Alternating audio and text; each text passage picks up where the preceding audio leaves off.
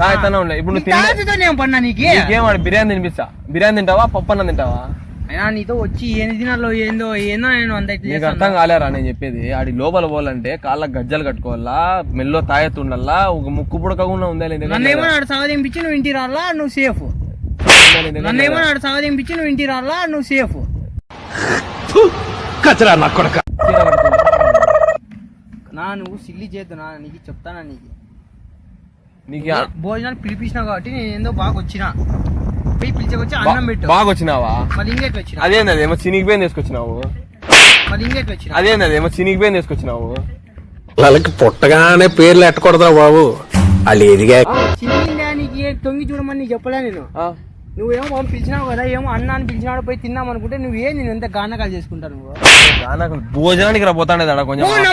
ఆడపిల్లలు గిడిపిల్లలు అంతా ఉంటారు పోయి కొంచెం చూస్తారు, కొంచెం బాగుంటారు.